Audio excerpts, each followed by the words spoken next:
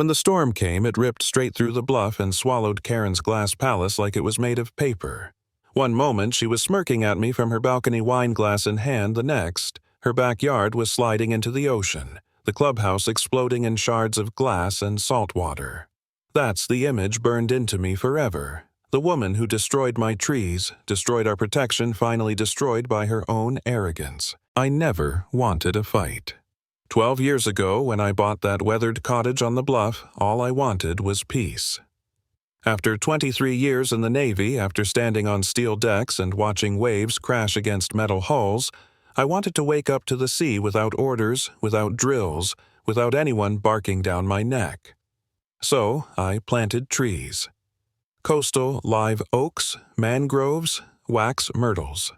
Species that belong here, roots meant for sand and salt. They weren't just landscaping. They were guardians. A living seawall I carefully built with my own 2 hands. They grew year after year until the bluff was steady, green alive. Neighbors would stop and compliment them. Kids used my shoreline for school science projects. Even a county extension officer once walked through and said, "This is brilliant, better than concrete." For a long time, that grove was my peace. Then came Karen Davenport, and with her war. She moved into her brand-new white stucco monstrosity at the top of the hill, wrap-around glass windows, a driveway. She blew sand off with a leaf blower at 6 in the morning, the whole thing screaming control. First time we spoke, she didn't say hello. She pointed at my hedge with her iced coffee and told me it was 2 feet over the limit. 3 weeks later, she was president of the HOA. I didn't even know an election was happening. Suddenly, the bulletin board association that used to plan block parties had become her personal kingdom, and the first target on her list wasn't old fences or trash cans. It was my trees. The letter showed up folded in my mailbox like a ransom note. Notice of violation unauthorized. Vegetation obstruction. I read it 3 times before I believed it. I walked down to the bluff, touched the bark of the oak I planted my first week in the house, and thought, they want to kill you. I had reports, photos, county approvals. I sent all of it back to her in a neat packet. 2 weeks later, another letter came, this one with a fine $50 a day, backdated. That was the moment it clicked. She didn't see the trees as safety. She saw them as power. Something she didn't plant, couldn't control, couldn't look over. That was when it stopped being about hedges and bylaws. It became a battle for dominance. At the community meeting, she clicked through a slideshow called Reclaiming Our Coastal Heritage. She showed glossy pictures of open lawns, unobstructed views, trimmed hedges. Then, boom, there's a zoomed-in photo of my grove labeled Visual Offense. She actually pointed a laser at it like a weapon. I stood up calm but shaking inside and said, "Those trees are older than this board. They were approved by the county.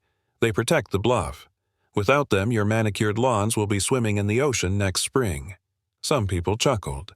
Karen stiffened. She smiled that smile, tight, fake, polished, and said, "There was no recorded variant submitted. Therefore, it's unapproved. I told her they're on private property, deeded, surveyed." She lowered her voice and said, "The HOA exists to protect the values of the community. If these trees were removed, no lasting damage would occur." I laughed out loud. No lasting damage? She was blind, and worse, she was in charge. From then on, the letters multiplied. Shadows were violations. Branches were violations. At one point, a neighbor in a golf visor knocked on my door with a lemon bar and suggested I trim the grove down to knee height. Knee height? Like shaving a dog bald for summer. I started keeping records. Photos, maps, every voicemail, every ridiculous claim. And still, the fines escalated, $100 a day.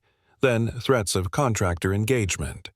When the letter came saying the HOA reserves the right to access the property and remove them themselves, I sat at my kitchen table staring at those words like they were poison. Access my property. I'd spent decades defending freedom overseas, and now a neighborhood busybody thought she could waltz in with a chainsaw. I almost gave up right there. I poured whiskey, stared out at the horizon, and thought maybe I was crazy. Maybe I was clinging to a pile of roots for nothing. Maybe Karen was right and I was just the cranky veteran holding back progress. But then I remembered. I remembered standing on storm decks watching waves slam steel until it bent. I remembered how fragile shorelines looked from sea, how quick they vanished when ignored.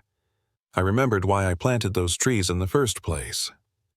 That night I dusted off my old laptop, filed a cease and desist, cited every statute I knew, attached maps, affidavits, everything. I wasn't going to roll over. I wasn't just fighting for trees. I was fighting for the ground under all of us. Karen didn't back down. One sticky morning, she marched up my driveway in wedge heels and a sun hat, told me the deadline for voluntary compliance was coming, and hinted the board had already picked a contractor. I snapped back, "They're a seawall, Karen. A living seawall. Cut them down, and you invite the ocean inside." She gave me that dismissive wave like I was ranting about the moon. "If you don't like the standards," she said, "maybe you should find another neighborhood." I told her calm and cold. "Or maybe I'll just wait until the next storm comes and let it teach you." She flinched, but she didn't stop. The next week, the letters went quiet. No fines, no emails, no clipboard spies, just silence. And that was worse than anything. I knew she was planning something. I was right. At 8:45 a.m. on a Tuesday, 3 unmarked trucks rolled up.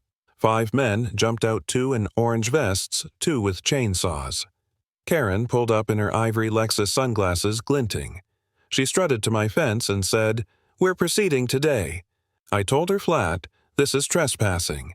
She waved a sheet of paper signed only by herself and 2 lackeys. No court seal, no judge, just her power trip printed in bold. The workers moved toward the grove, spraying orange marks on trunks like targets. My stomach twisted. I wanted to throw myself in front of them, scream, beg. Instead, I pulled out my phone and hit record. I stood by the bluff, wind in my face, and said into the camera, "My name is Michael Whitaker. This is my private property. The HOA is here with unlicensed contractors, no court order violating state environmental codes." Behind me, the chainsaw roared. The first tree fell. 10 years of growth ripped down in seconds. Sawdust flew like smoke, bark split like bone. I said, "Quiet now, please stop. You don't understand." They didn't. By the time the sheriff's cruiser screeched up, half my grove was gone. The deputy barked. "Do you have a warrant?" Karen stammered. "This is HOA jurisdiction." He shut her down cold. "No, ma'am, this is trespassing. The workers killed their saws." Karen's jaw locked, eyes darting, but she stepped back. I could have pressed charges. I didn't. Not that day. I just stood there looking at the broken stumps, feeling the cliff suddenly bare beneath my feet. The sea seemed louder, hungrier, and I knew. The storm was coming. That night, the news showed satellite images, a spiral building offshore, barometric pressure plummeting. By morning, it had a name and a path, and that path pointed straight at us. I called the HOA line, left a message. "Karen, the storm is real. You've put the bluff at risk. Issue a prep alert." No response. That evening, I saw lights in the clubhouse. Laughter. Glasses clinking. Karen and her board were throwing a wine mixer while the wind picked up. I walked in, told her face to face. "You tore down the only thing holding the bluff. When that water comes, you'll feel it." She laughed. Laughed. They were trees, not a seawall. "We have sandbags." I looked past her. No sandbags, no plywood, just glass walls facing the ocean. "You won't have time," I said. She sipped her wine and turned her back. That was the last warning she'd ever get. The storm hit after midnight. The sky turned green, the wind howled like it wanted blood. My windows shook, the ocean roared. Then I heard it, the surge of a freight train underwater. I ran to the kitchen window. A wall of black water rose, slammed into the bluff, ripped through Karen's backyard, exploded into the clubhouse. Glass shattered like lightning.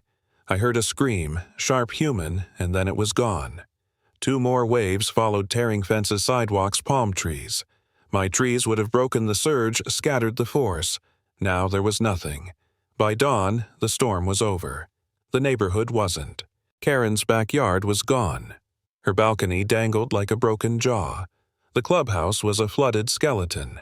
And Karen herself, I saw her slumped on the curb, soaked mud on her face, eyes blank. The queen of the HOA reduced to a silent wreck. No more speeches, no more fines, no more control. The storm had done what I couldn't. It had exposed her. Not just to me, not just to the board, but to everyone. That morning the inspectors arrived.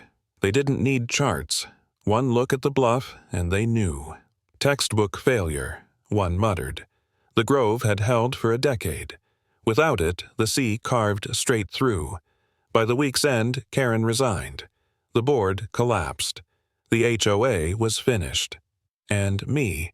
I stood on my porch, watching the sea breathe again, knowing the battle was over not because I won, but because she lost to the one thing she could never control. Sometimes nature doesn't need your permission to teach a lesson.